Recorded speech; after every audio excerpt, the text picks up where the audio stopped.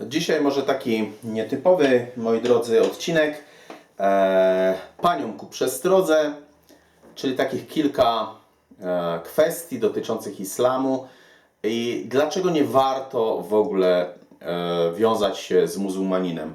Nie wiem, czy macie taką świadomość, ale w przeciągu ostatnich 20 lat około 100 tysięcy Polek wyszło za Arabów.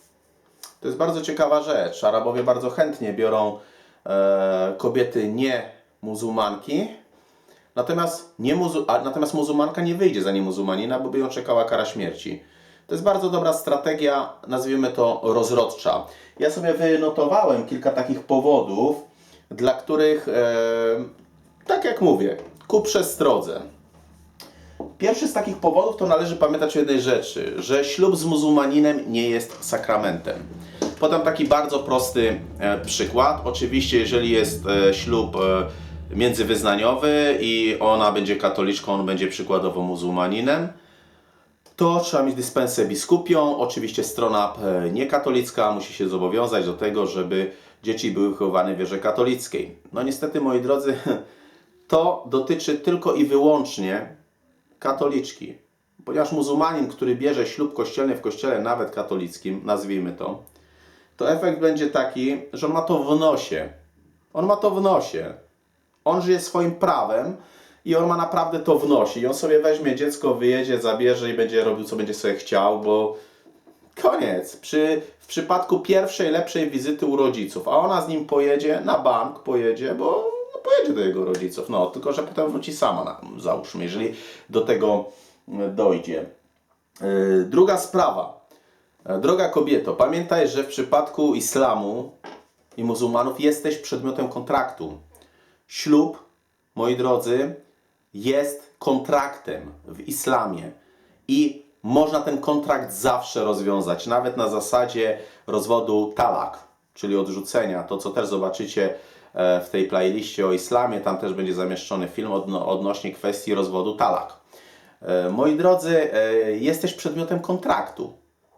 Może być ślub czasowy, który zawsze można rozwiązać. No i nie wiem, czy bardzo Ci się będzie podobało, kiedy ten mężczyzna ma tą możliwość. Będziesz już 30 lat po ślubie i on Cię kopnie w dupę.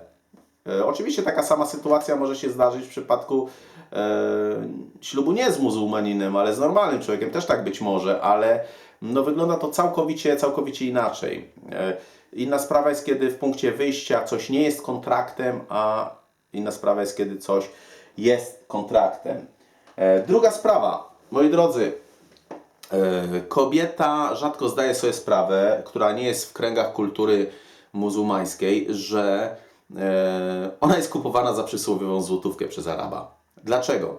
Dlatego, że jeżeli ona jest przedmiotem kontraktu, to za ten kontrakt należy zapłacić. I w świecie islamu, moi drodzy, ten muzułmanin musiałby płacić jej rodzicom. Natomiast wielu ubogich muzułmanów czy Arabów, którzy nie mają pieniędzy na to, chętnie żenią się z Europejkami, bo one nawet nie są tego świadome, że one są w cudzysłowiu kupowane przez Araba za przysłowiową złotówkę. I tyle. Proste. Kobieta, która nie jest w tych kręgach, to nie będzie tego jakoś tak wiedzieć. No, kolejna sprawa, kwestia tych rozwodów. No to co powiedziałem wcześniej. Arab w świetle prawa muzułmańskiego to tą kobietę katoliczkę może w każdej chwili katapultować. Poszłaś. I tyle. Nie ma żadnej stabilności, jeśli w grę wchodzi tylko i wyłącznie kontrakt. Poza tym on będzie zawsze kryty. On będzie zawsze kryty. Kolejna rzecz. Te rozwody czasami w niektórych krajach, nawet muzułmańskich, to mogą być, moi drodzy, nawet przez SMS-a. I tyle. Także polecam też, żeby obejrzeć ten film odnośnie tego prawa rozwodowego talak. I tyle.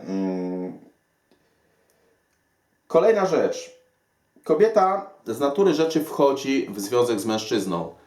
I niech ona się pozbędzie wszelkich złudzeń na zasadzie takiej, że będzie jakaś tolerancja religijna. Szacunek, tolerancja religijna. Nie będzie. Nie będzie.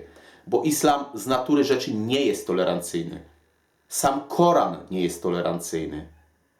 To już prędzej Pismo Święte jest tolerancyjne, ale Arab nigdy nie będzie przestrzegał Pisma Świętego. On będzie przestrzegał Koranu. Więc kwestia jest tego typu, że to kobieta, rodząc dziecko, będzie na dobrą sprawę podlegała temu gościowi. I będzie tak naprawdę, moi drodzy, kobietą księgi. Prawda?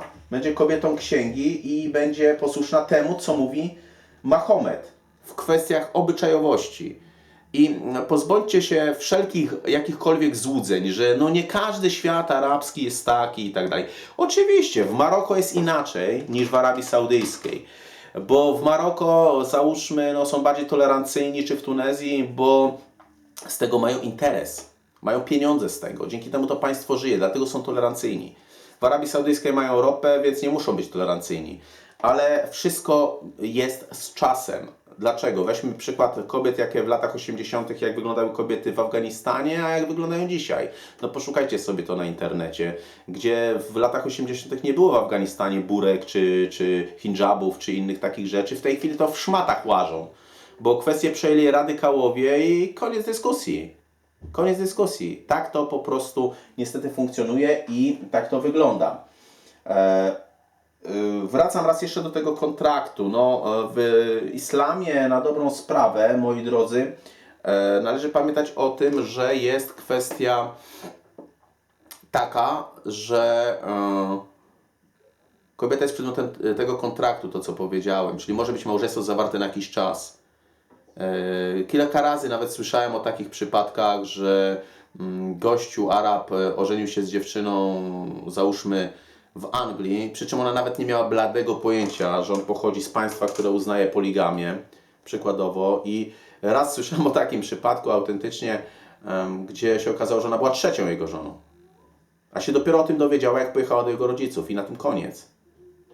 To jest całkiem inna kulturowość. Ja nie jestem przeciwny jakiejś kulturowości, moi drodzy, bo absolutnie szanuję wielokulturowość, o ile jest ona normalna. No a tak prawdę mówiąc, jeśli chodzi o tą normalność, no to załóżmy, ktoś będzie z Azji, będzie buddystą, czy będzie hinduistą, tutaj nie ma tego problemu. Buddyzm jest religią pokojową. Chrześcijaństwo w zasadzie też jest religią pokojową. Czy załóżmy, ja mówię cały czas o dogmatach, bo głupie gadanie, że chrześcijanie kiedyś robili krucjaty, czy coś tam, to jest głupie gadanie, moi drodzy. Tego absolutnie nie było i nie ma w Piśmie Świętym. Nie ma. To robili ludzie.